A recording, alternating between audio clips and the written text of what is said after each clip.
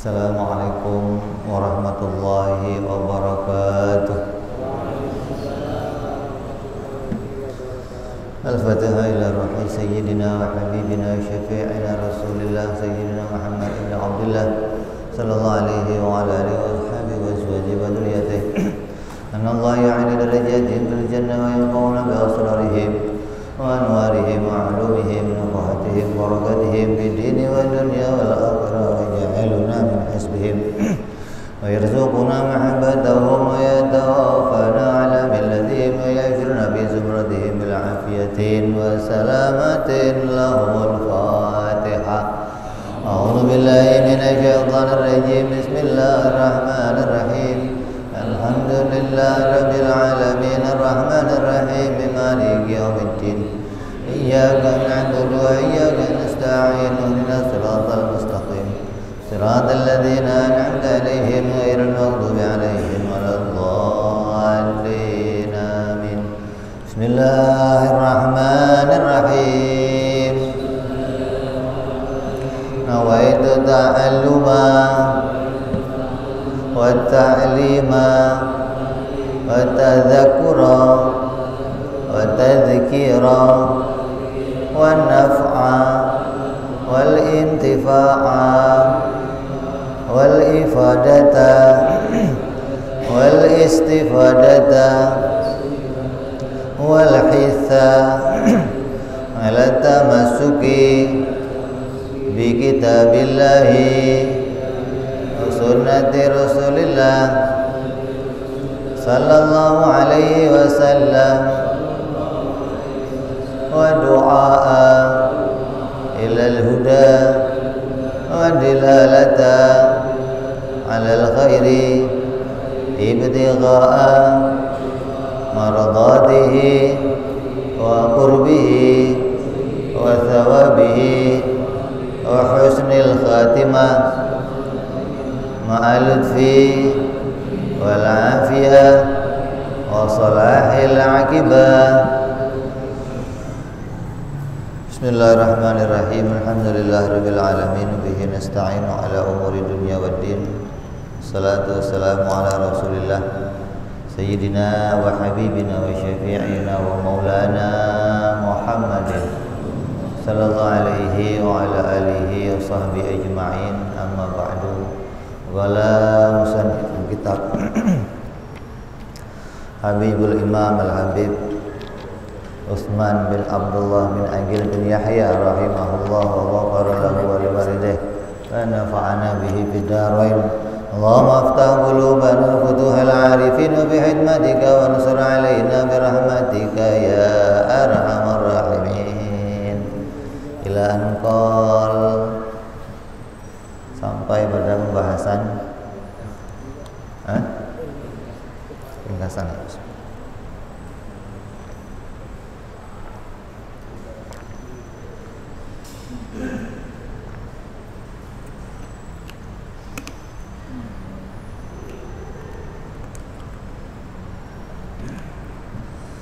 Setelah selesai bicara yang berkaitan dengan sifat-sifat para nabi, yaitu yang jumlahnya ada 9 sifat, 4 sifat yang wajib, 4 sifat yang mustahil, dan 1 sifat yang jaiz. Ditambah lagi telah dibicarakan pula rukun iman yang jumlahnya ada 6, yang merupakan berita yang dibawa oleh Nabi Muhammad sallallahu alaihi wasallam. Setelah selesai bicara tentang sifat-sifat Nabi dan berita yang dibawa oleh Nabi, maka Habib Utsman melanjutkan kitabnya dengan menceritakan ringkasan tentang sejarah Nabi Muhammad sallallahu alaihi wasallam. Maksudnya, setelah wajibnya mengetahui tentang sifat-sifat Nabi, wajibnya mengetahui tentang yang dibawa oleh Nabi, maka lanjutnya ada perkara pula yang seyogyanya kita ini tahu pula. Sepantasnya kita ini sebagai seorang umat mengetahui tentang keadaan Nabi Muhammad SAW. Selayaknya kita sebagai umatnya yang bergantung kepada pertolongannya, yang menunggu syafaatnya, maka selayaknya kita ini mengetahui sejarah Nabi, tahu keluarga Nabi, tahu siapa anak-anaknya Nabi, siapa istrinya Nabi. Ini sudah sepantasnya. Kenapa? Karena mereka itu adalah pemimpin-pemimpin kita. Nabi, sahabat-sahabatnya Nabi, keluarganya Nabi, ini adalah pemimpin-pemimpin umat. Maka sudah selayaknya umat mengetahui keadaan yang ada pada Nabi Muhammad SAW. Jadi Nabi Muhammad SAW diceritakan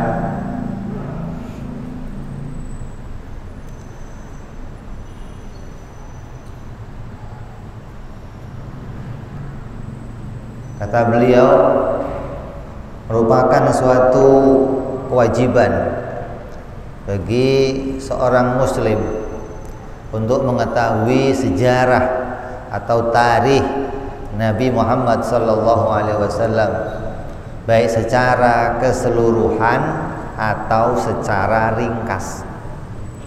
Kalau ini kan yang mau diceritakan secara ringkas.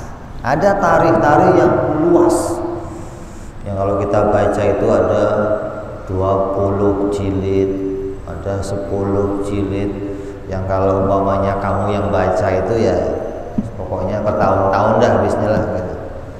Orang kadang kita ini baca buku kecil aja sebulan nggak selesai, apalagi baca berjilid-jilid, coba bisa nggak sempat kerja, nggak sempat ngapa-ngapain akhirnya. Nah, kalaupun mau kita baca boleh, yang penting kita mengetahui tentang kepentingan orang muslim mengetahui tentang sejarah Nabi Muhammad SAW, baik itu tahunya secara ringkas ataupun secara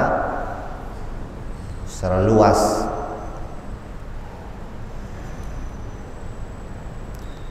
Yang dituliskan ini adalah sebagaimana para ulama telah mengkhususkan peringkasannya atau ikhtisar. Untuk itu berikut yang akan dikemukakan sebagai ringkasan sejarah Nabi Muhammad. Bahwa Nabi Muhammad SAW dilahirkan di kota Makkah pada hari Senin. Ini ulama berbeda-beda pendapat.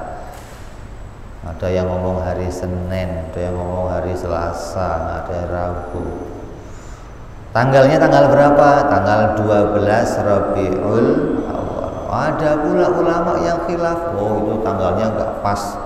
Ada yang mengatakan tanggal sekian. Ini perbedaan para ulama. Maka kita ambil pendapatnya yang sudah muktamad, pendapat yang sudah menjadi keputusan ulama, bahwa Nabi Muhammad SAW lahir pada hari Senin tanggal 12 Rabiul Awal di tahun gajah. Kenapa kok pakai tahun gajah? Ya, orang dulu itu kalau anaknya lahir itu biasanya karena masa itu belum ada penanggalan, belum ada tahun, biasanya digandengkan sama kejadian-kejadian besar. Kayak saya nanya sama nenek saya, "Nek, dulu nenek lahirnya itu kapan?"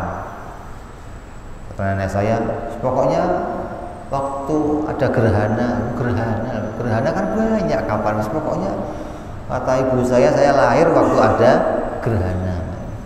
Atau saya lahir waktu ada banjir besar. Saya lahir waktu bulan Ramadan." Ini hari-hari besar ini gampang untuk mengingat satu kejadian. Nah, pasnya kapan? Nggak ngerti. Nah, Nabi Muhammad SAW pada masa itu juga belum ada penanggalan. Jadi untuk mengingat dengan mudah dikatakan bahwa lahirnya kapan? Pada tahun gajah. Karena pada masa itu, pada tahun lahirnya Rasulullah, terjadi penyerangan pasukan bergajah yang mau menyerang kota Makkah, yang mau menyerang Ka'bah, mau menghancurkan Ka'bah. Kenapa Ka'bah mau dihancurkan? Ka'bah mau dihancurkan karena mereka iri melihat manusia berkumpul di Ka'bah, memuliakan Ka'bah hingga Makkah itu menjadi pusat perdagangan, pusat kumpulnya manusia, pusat informasi. Kenapa? Karena dari situ datangnya semua orang kumpul di situ dari berbagai macam kelompok, dari berbagai macam kalangan, hingga mereka iri ingin menghancurkan Ka'bah dan mendirikan Ka'bah di negeri Yaman. Ini Abraha ini, pasukan bergajah ini kebetulan dari negeri Yaman.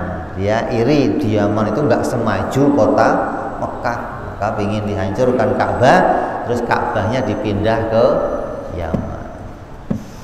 Tapi yang terjadi, Allah Subhanahu wa taala mengutus tentaranya, junudin min junudillah, di antara tentara-tentaranya Allah, yaitu burung ababil. Jadi tentara-tentaranya Allah itu apa saja? Makhluk-makhluknya Allah ini semua bisa menjadi tentara-tentaranya Allah. Bisa angin. Kalau Allah sudah mendatangkan tentara-tentaranya untuk menghancurkan suatu kaum, maka nggak ada yang bisa memenangkannya. Jangan dilihat tentaranya Allah itu harus besar-besar, harus enggak. Zaman Nabi Ibrahim alaihissalam, Allah mengutus tentaranya yang namanya nyamuk. Nyamuk itu tentaranya Allah. Kalau sudah dikirim jutaan nyamuk, datang nyerang kamu, apa enggak mau pakai autan kamu? Autannya dijilatin sama nyamuk, malah ini aroma menggiurkan katanya. Malah pasukan Namrud yang gagah berani, yang bisa menghancurkan berbagai macam negara, mati semuanya diserang sama nyamuk. Tentara-tentaranya Allah. Begitu pula angin. Ada yang Allah datangkan angin sampai menghancurkan tenda-tenda, menghancurkan rumah, menerbangkan segalanya, hingga mereka kalah berantakan. Ini pasukan Allah ini jangan dinilai harus para tentara-tentara yang terlatih ya. Nah, pada zaman Rasulullah SAW, Allah mengutus tentaranya yang namanya burung ababil. Maka tentara-tentara ini setiap satu burung membawa satu batu, yang di batu itu telah ditulis namanya orang yang nanti akan dijatuhkan, akan dibunuh dengan batu tersebut. Jadi tiap-tiap batu bawa satu, tiap-tiap burung bawa batu yang sudah punya nama masing-masing. Terbang mencari orang-orang yang punya nama di batunya. Satu persatu mati semuanya. Jadi burung ini tidak membawa batu lalu diterbangkan, dilemparkan ke siapa saja, yang penting lempar, yang penting kena, enggak begitu. Tapi Allah menentukan siapa saja orang yang akan mati dalam kejadian tersebut. Begitu pula waktu Namrud, ketika diperintahkan nyamuk itu untuk membunuh Namrud, Allah perintahkan bunuh seluruh pasukannya, tapi sisakan satu Namrud, jangan dimakan. Oh, ya nyamuknya yang nurut. Ya nyamuknya enggak terus semuanya dimakan, enggak. Yang namanya Namrud, wah ini bukan makanan saya ini. Yang lain dicari semua akan habis. Kecuali Namrud satu disisakan. Zaman Fir'aun begitu. Allah timpakan wabah. untuk keluarga Fir'aun, keluarganya pada mati, menteri-menterinya pada mati, kecuali Fir'aunnya. Nah kok nggak dimatiin, kenapa? Oh nanti Fir'aun mau ditenggelamkan, bukan mau digigit. Jadi Allah sudah punya ketentuan lain. Nah begitupun sekarang yang namanya corona. Corona ini bisa menjadi junudin min junudillah, pasukan-pasukannya Allah yang diutus oleh Allah untuk mengingatkan manusia agar manusia itu kembali ingat kepada Allah Subhanahu wa taala. Dulu Allah perintahkan kepada kita, Nabi Muhammad perintah kepada kita, tiap waktu kita dengar dari ulama-ulama kita, tiap waktu ketika mendengar perintahnya, wanita pakai cadar, wanita pakai kerudung, tutup aurat, nggak ada yang mau. Hanya sedikit orang yang menggunakannya. Banyak di antara orang-orang Islam yang menganggap itu mah hanya kebiasaan saja, nggak pakai juga nggak apa-apa. Sekarang berbondong-bondong menutup aurat gara-gara takut corona.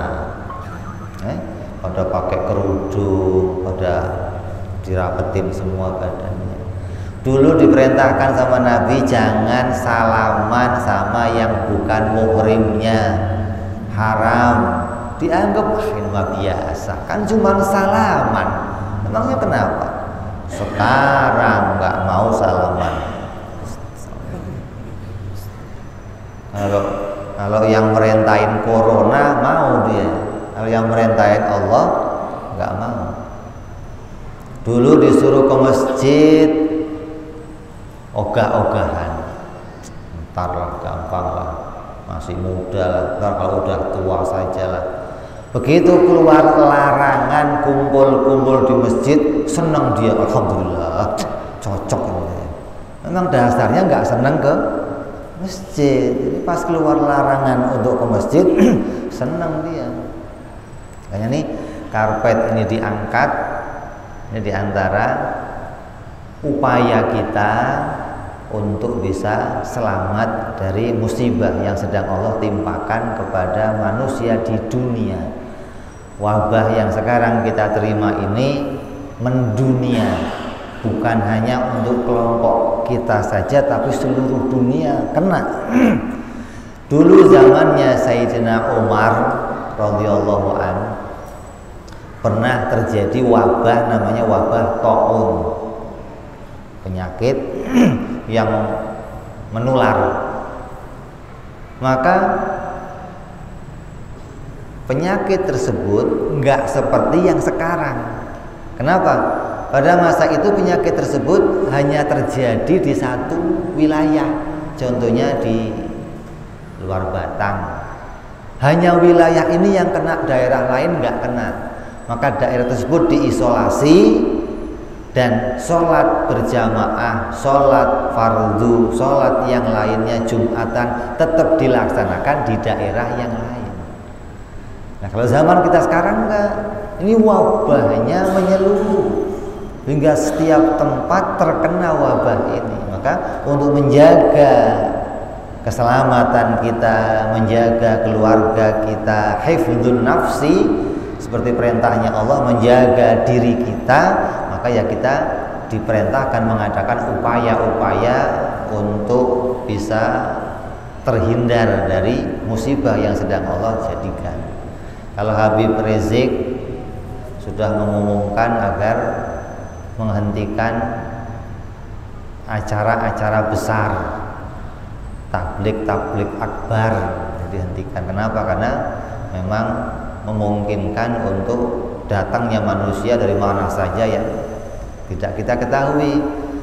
Tapi seperti di majelis taklim yang kecil, pondok pesantren, maka ini orangnya itu saja, nggak berganti, maka tetap dilaksanakan. Kalau sudah kumpulnya manusia ini dari berbagai macam, maka ini mengkhawatirkan adanya penyakit yang kemudian bisa sampai kepada yang lainnya. Jadi ini kita antisipasi.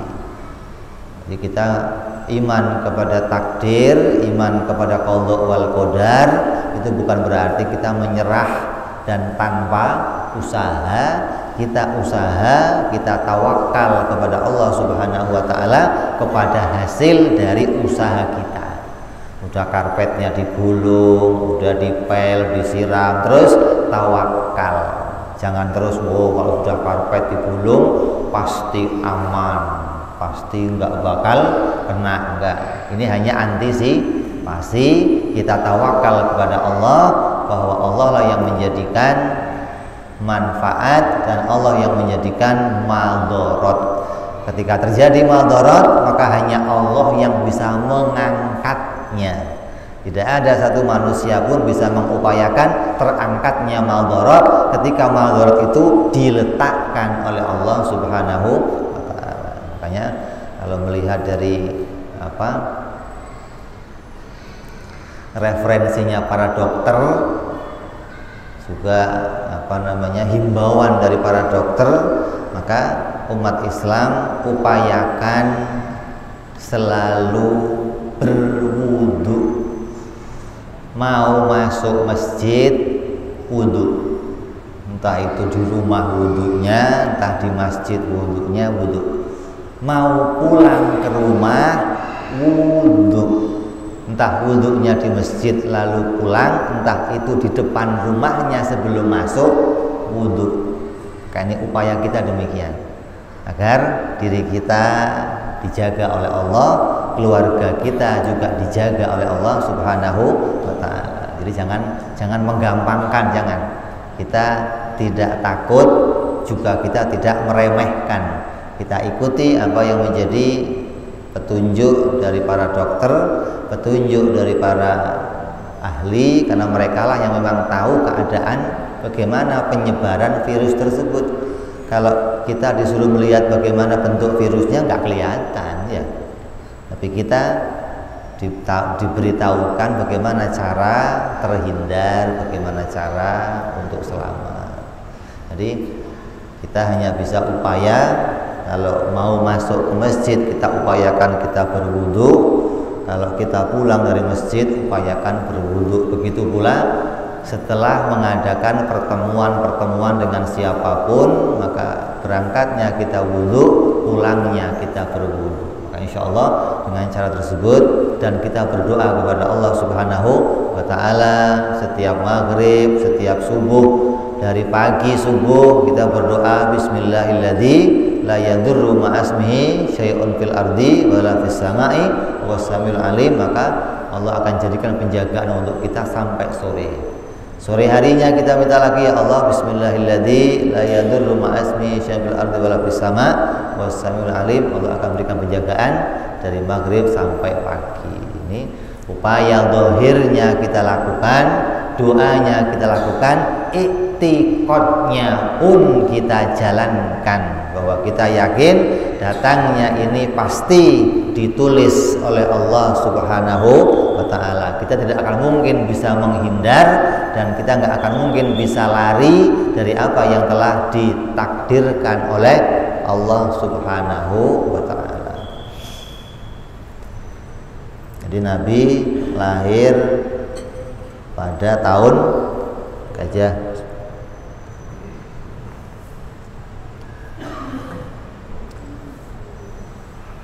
Kalau dihitung pakai kalender Masehi, maka lahirnya pada tanggal 20 April tahun 571 Masehi.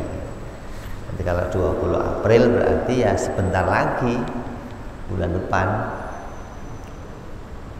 Kita peringati pakainya Hijriyah 12 Rabiul Awal. Kalau mau diperingati pakai Masehi, maka jatuhnya tanggal 20 April. Beliau Nabi Shallallahu Alaihi Wasallam di sini hanya diceritakan kelahirannya pada tanggal tersebut. Beliau dilahirkan dari seorang ayah yang bernama Abdullah bin Abdul Muttalib.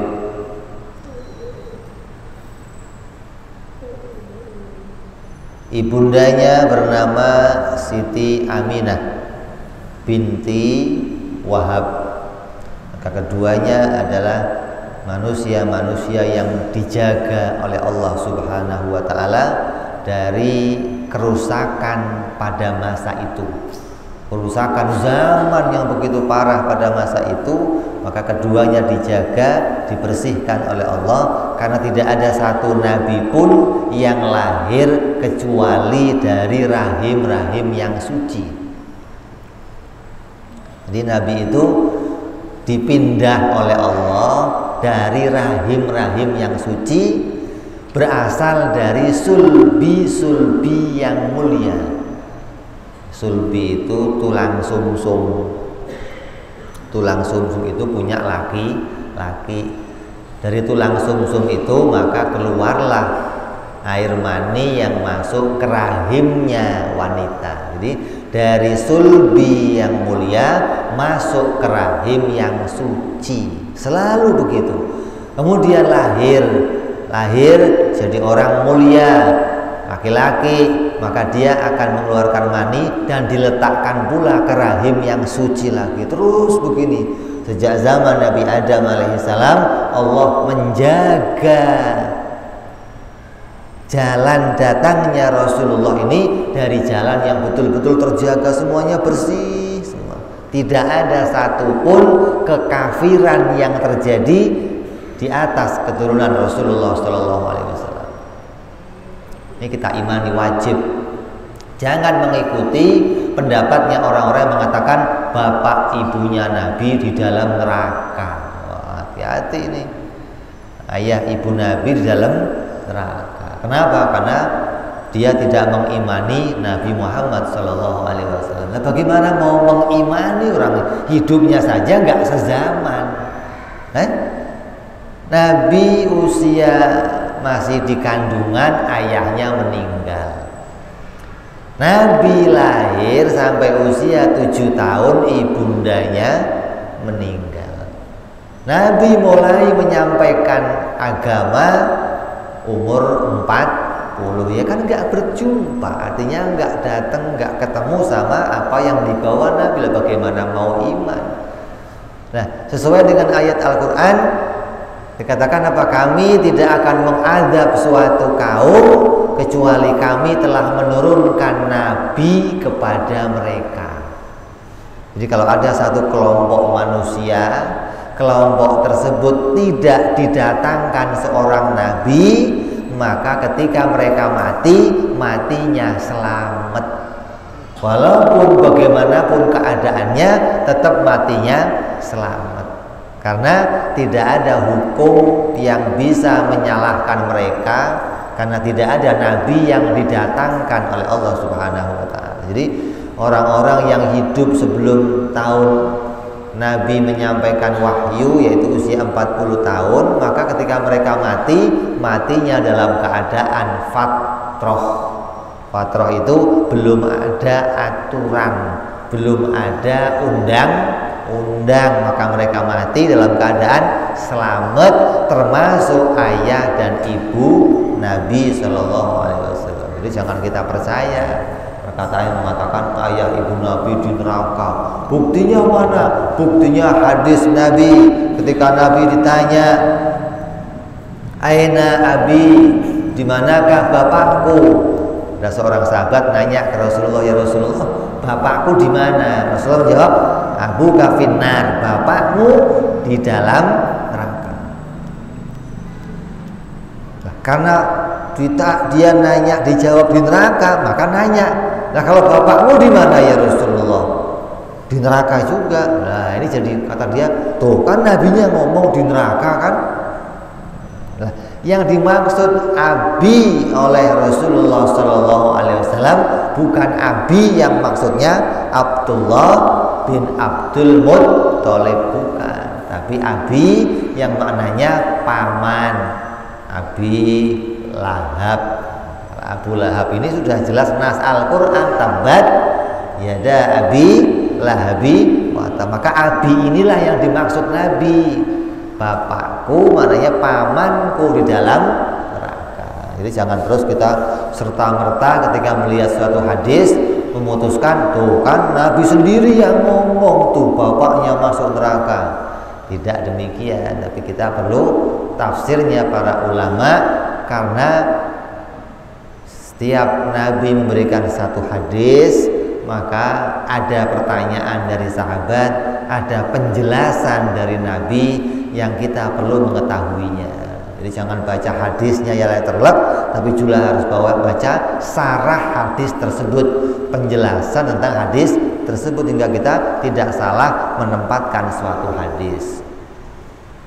Jadi kita imani Nabi dilahirkan dari ayah yang mulia dan dari ibu-ibu yang disucikan oleh Allah Subhanahu wa ta'ala. Ketika saat lahirnya Nabi, menjelang lahirnya Nabi, banyak terjadi peristiwa-peristiwa besar, peristiwa-peristiwa yang aneh, peristiwa-peristiwa yang jarang terjadi pada masa itu. Dan bahkan dikatakan peristiwa tersebut belum pernah dilihat, belum pernah dialami oleh manusia. Apa diantaranya? Waktu malam kelahiran Rasulullah SAW diceritakan semua patung-patung yang ada di mana saja tersungkur dari tempatnya. Di Mekah itu patung-patung itu ada yang terbuat dari perunggu, dari perak, dari emas, dari kayu, dari batu, dari semen, ya dari bahan-bahan tanah liat. Maka semua patung-patung itu ada yang ditancapkan dengan kuat di dekat-dekat Ka'bah agar nggak gampang roboh. Tapi malam itu ketika Nabi akan dilahirkan, semua patung dirobohkan oleh Allah Subhanahu wa ta'ala untuk memuliakan bahwa malam itu terbebas manusia dari adanya sesembahan selain Allah. Tidak ada yang disembah malam itu selain Allah, maka hancurlah semua patung-patung yang disembah oleh orang-orang di dunia ini. Di mana saja patung itu roboh. Ini yang punya patung bingung, nggak hujan nggak angin, tahu-tahu patung roboh. Ada apa ini? Ya diberdiriin lagi, bukan terus dibuang, itu bukan. Diberdiriin lagi. Kenapa? Oh, namanya Tuhan, masa jatuh? Tuhan kok jatuh? Udah begitu, udah Tuhannya jatuh, nggak bisa berdiri ditolong sama hambanya. Masa ada Tuhan ditolong sama? Ini pertama kali manusia dihujah oleh Allah untuk berpikir akalnya. Ketika patung-patung itu dirobohkan oleh Allah, ini sama aja ngomong yang ya kamu itu mikir. Ini patung yang kamu sembah, yang kamu mintai manfaat, yang kamu mintakan terhindar dari bencana, dia sendiri terkena bencana, kan berarti tidak bisa menolong dirinya dari terus kamu sembah, lah mbok ya mikir. Hujah yang istimewa. Jadi Allah menjadikan patung-patung pada masa itu dirobohkan oleh Allah, semuanya patung-patung. Kemudian terjadi pula pada malam itu api yang disembah ratusan tahun lamanya oleh orang-orang Persia mati. Ini orang-orang Majusi, penyembah api, yang mereka itu menganggap bahwa sifatnya Tuhan itu bersemayam di api. Ya, orang-orang itu menganggap Tuhan itu sifat yang bisa nempel ke api, maka api diakui sebagai Tuhan. Kenapa? Api itu bisa mengalahkan semuanya. Kata dia, apa yang gak kalah dengan api? Semua kalah dengan api. Maka mereka menyembah api. Nah, api yang mereka sembah ratusan tahun itu mati mendadak. Coba deh. Kalau sekarang orang nyebutnya api abadi. Api apa? Kalau kita mau acara PON atau olimpiade itu biasanya bawa apa? Api abadi. Api abadi maksudnya api apa itu? Api neraka. Api yang abadi api apa sih? Api neraka. Bangganya api neraka saya bawa, la ilaha illallah. Pede bener udah bawanya api neraka, dibangga-banggain. Ini api abadi. Ya api abadi api neraka, berarti kok seneng sama api neraka. Keliling dihormati, ini api. Itu sesembahannya orang-orang Majusi dulu, orang-orang Persia. Ini jangan sampai kita ikut-ikutan memuliakan hal-hal yang tercela seperti itu. Api tersebut mendadak mati. Tuhan mati. Kan bingung ini. Ini kalau api mati berarti Tuhannya mati. Terus gimana? Dinyalain lagi. Lah Tuhan dinyalain lagi. Jadi Tuhannya dihidupkan lagi. Ini kok mikir, mau kamu itu mikir gitu loh. Mau sudah tahu api disembah mati, dihidupkan, disembah. Ya Allah, kok pikirannya kemana loh? Kalau kamu pikir nih, kalau Allah mau menutupi hatinya seseorang itu gampang saja. Kalau dipikir sama orang lain kan goblok banget ini orang. Udah tahu api itu mati, dinyalain lagi, disembah lagi, ya bagaimana? Jadi jangan sampai kita nggak bisa berpikir atau nggak bisa menemukan ada isyarat apa ini dari kejadian-kejadian yang Allah ciptakan ketika kejadian lahirnya Nabi Muhammad Sallallahu Alaihi Wasallam. Kemudian yang terjadi pula pada masa itu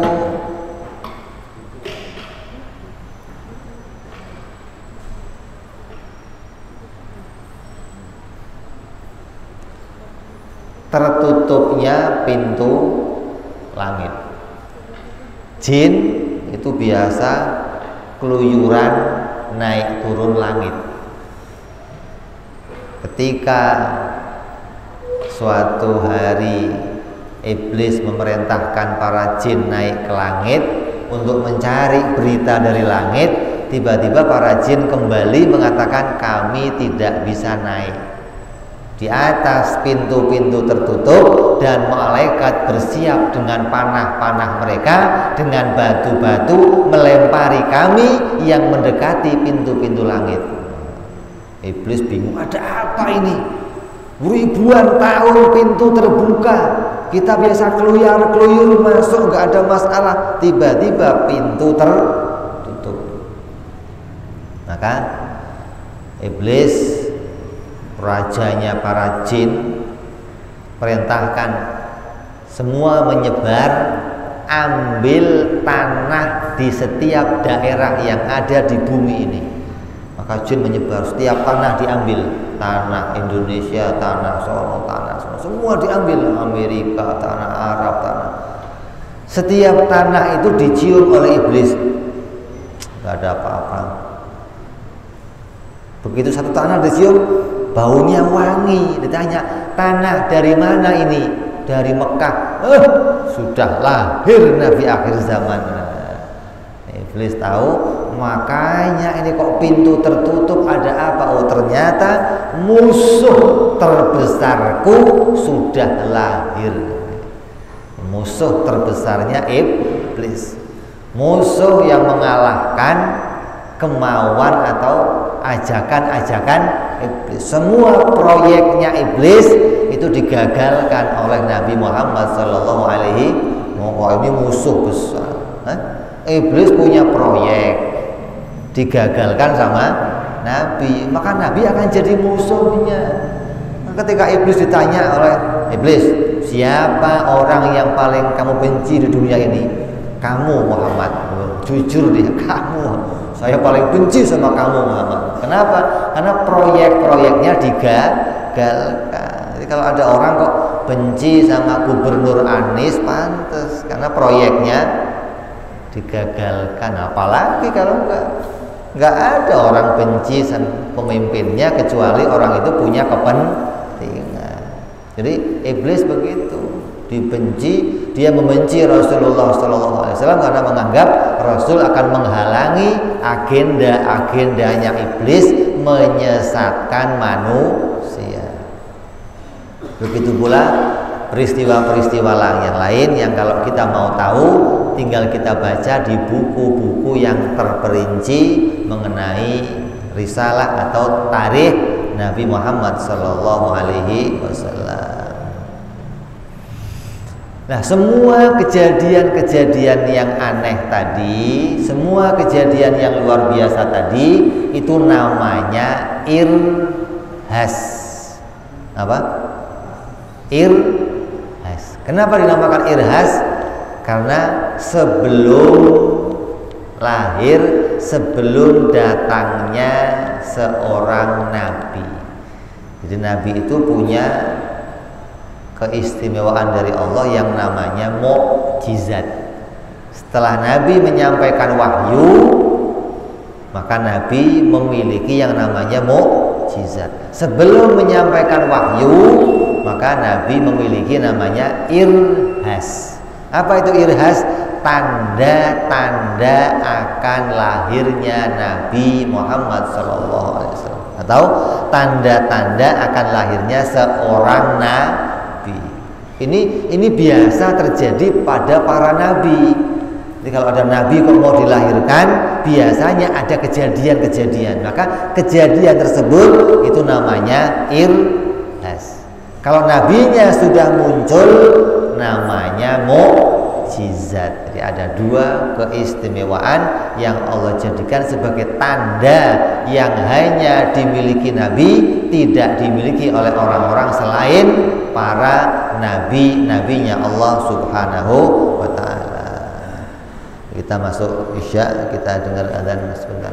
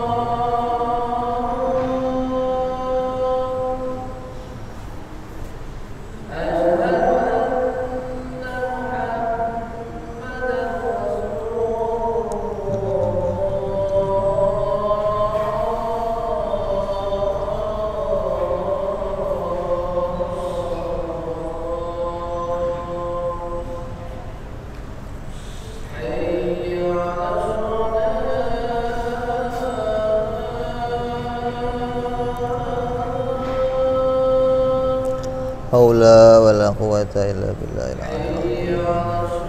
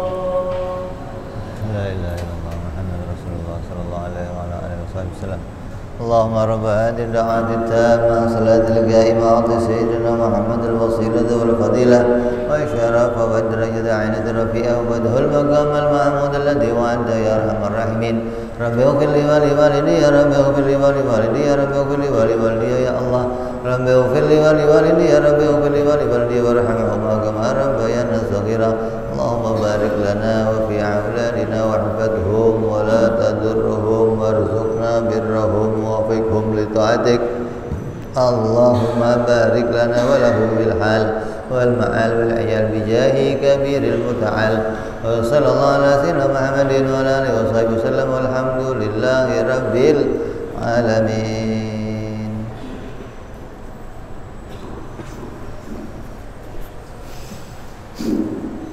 Kita teruskan sedikit sambil menunggu yang salat sunnah. Nabi Muhammad Sallallahu Alaihi Wasallam itu keturunan bangsawan. Nabi itu orang-orang mulia. Nggak ada nabi dari golongan orang biasa, nggak ada. Nabi itu Allah utus dari kelompok atau dari golongan orang-orang yang mulia, termasuk pembesar-pembesar orang Arab, termasuk pembesar-pembesar bangsa Quraisy. Nah, yang diukur pembesar itu apa? Masa itu pembesar-pembesar Arab itu orang-orang yang mengurus Ka'bah. Nabi itu adalah orang-orang yang menjadi keturunan dari pengurus-pengurus Ka'bah. Siapa? Ya dari Nabi Ismail alaihi salam. Nabi Ibrahim yang bangun, dilanjutkan Nabi Ismail, maka keturunan Nabi Ismail mereka lah yang menjaga keberlangsungan Ka'bah sampai kepada zaman Nabi Muhammad Sallallahu Alaihi Wasallam. Maka keluarga mereka termasuk keluarga bangsawan. Maka dari keluarga itulah Nabi Muhammad Sallallahu Alaihi Wasallam itu dilahirkan. Jadi pembesar kota Makkah. Maka beliau Nabi Muhammad Sallallahu Alaihi Wasallam diceritakan lahir dalam keadaan istimewa. Dalam riwayat Nabi lahirnya dalam keadaan sujud, dalam keadaan jarinya menggenggam dan menunjukkan keesaannya Allah Subhanahu wa taala. Beliau lahir dalam keadaan dihitan, sudah sunat, lahir dalam keadaan matanya sudah memakai sifat mata, lahir dalam keadaan sudah terputusnya tali pusar ari-arinya, lahir sempurna, lahir tanpa ada kecacatan, lahir tanpa ada, hingga ibunda yang melahirkannya pun diceritakan tidak merasakan rasa sakit dari lahirnya Nabi Muhammad Sallallahu Alaihi Wasallam. Jadi Nabi itu nggak pernah nyusahin orang. Nah, kalau kamu kan lahirnya nyusahin orang, ya kita lahirnya nyusahin. Jadi kalau gedenya nyusahin, pantas wong dari lahirnya udah nyusahin gitu. Lahirnya mak kita, ya Allah, berjuang luar biasa untuk bisa kita lahir, hidup dan mati, perjuangan orang yang melahirkan kita, sakitnya luar biasa. Tapi ya bikin lagi habis itu, walaupun sakit begitu ya balik lagi lah. Nabi SAW dilahirkan tidak dengan keadaan yang seperti itu, artinya tidak membuat susah ibundanya, baik dalam waktu mengandung hingga waktu lahirnya. Kalau kita kan waktu ngandungnya nyusahin, apa?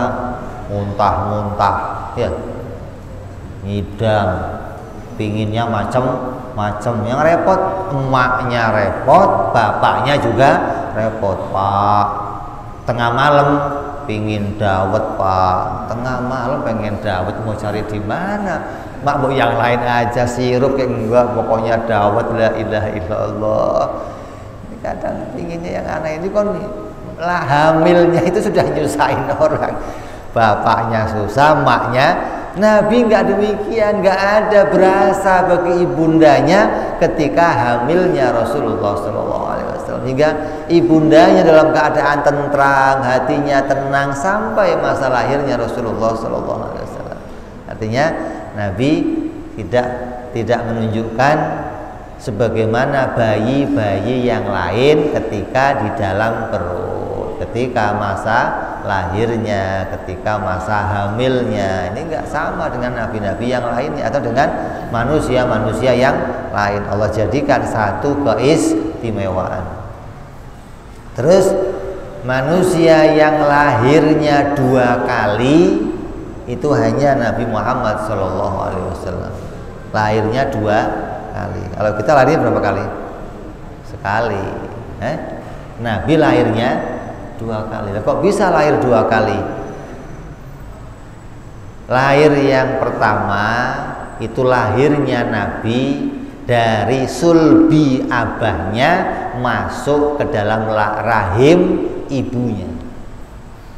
Setiap anak yang dilahirkan dari keturunan manusia itu lahirnya pasti dari air mani yang dimiliki laki-laki yang ada di sulbi. Maka dari sulbi itu keluar air mani, maka masuk ke rahimnya seorang istri.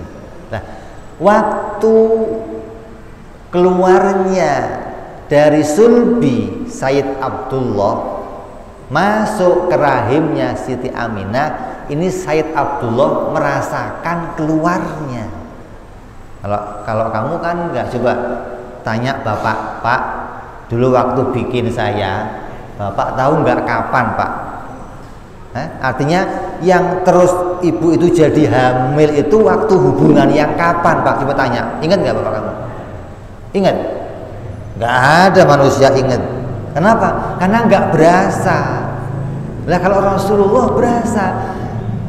Pertama, cahaya Nabi diletakkan pada Nabi Adam alaihissalam. Nurnya Rasulullah diletakkan pada sulbinya Nabi Adam. Nabi Adam merasakan dirinya istimewa, dirinya hebat karena pada dirinya ada cahaya Nabi Muhammad SAW. Lah ketika cahaya itu keluar pindah ke rahimnya Ibu Hawa, Nabi Adam berasa, keluar cahayanya ini. Kenapa? Beda keadaan dirinya, staminanya beda, raut wajahnya berbeda, sinar mukanya berbeda. Kenapa? Yang tadinya ganteng, tadinya gagah, begitu lahirnya Rasulullah jadi berubah keadaannya.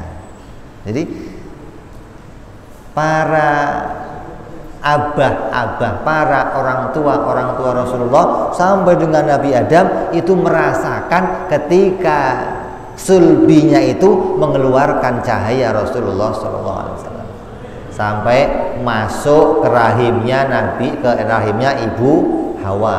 Ibu Hawa sampai hamil, maka lahirlah Nabi Syis. Nabi Syis di sulbinya ada cahaya Rasulullah menggantikan Nabi Adam. Dari Nabi Adam masuk ke rahimnya Ibu Hawa, di Ibu Hawa jadi seorang anak namanya Nabi Syis. Nabi Syis pun demikian, ketika dia kawin maka merasakan ketika sulbi itu keluar. Ini istimewanya Nabi Muhammad SAW. Tiap orang tuanya merasakan bagaimana sulbi itu mengeluarkan cahaya Rasulullah SAW pindah ke rahim istrinya yang suci. Kenapa? Karena ketika ada cahaya itu semua menjadi istimewa. Dulu Sayyid Abdullah, abahnya Nabi, itu menjadi idaman wanita di Mekah. Sekarang siapa contohnya itu? Jadi pujaan wanita Mekah. Semua wanita Mekah pingin dinikahi oleh Sayyid Abdullah. Kenapa? Ganteng, putih, luar biasa, gagah, baik, jujur, pinter, komplit. Ini idaman luar biasa. Tapi Sayyid Abdullah tidak pernah mau melirik pada wanita-wanita yang tergila-gila pada dia, hingga macam-macam tingkahnya. Ada yang pura-pura gila, ada yang pura-pura nangis, ada yang pura-pura terus macam-macam. Yang penting gimana caranya bapak-bapak mereka disuruh melamar Sayyid Abdullah untuk wanita-wanita. Tapi Sayyid Abdullah tidak pernah mau, tidak pernah menerima lamaran dari wanita-wanita yang ada di kota Mekah, sampai Allah pilihkan Siti Aminah sebagai istrinya yang kemudian menjadi ibunda Nabi Muhammad Sallallahu Alaihi Wasallam. Jadi dari Sayyid Abdullah itu lahir itu berasa. Kapan lahirnya? Kapan keluarnya? Dikatakan awal bulan Rajab. Makanya ada orang-orang yang berpuasa tanggal 1 sampai tanggal 10 Rajab. Maka dikatakan tanggal 10 Rajab itu tanggal lahirnya Nabi Muhammad SAW. Dari sulbinya Sayyid Abdullah masuk ke rahimnya Ibu Aminah radhiyallahu anha. Nah, tanggal 12 Rabiul Awal baru lahirlah Nabi dari rahimnya Siti Aminah keluar ke dunia ini menjadi seorang anak manusia. Ini secara ringkas sampai pada lahirnya Rasulullah Shallallahu Alaihi Wasallam. Insyaallah kita akan lanjut perjumpaan yang akan datang, bicara lagi sedikit demi sedikit perkara-perkara yang harus kita ketahui tentang peristiwa lahirnya Nabi Muhammad Sallallahu Alaihi Wasallam. Dan saya mengingatkan kembali bahwa kita sekarang sedang mendapat banyak ujian dari Allah Subhanahu Wa Taala.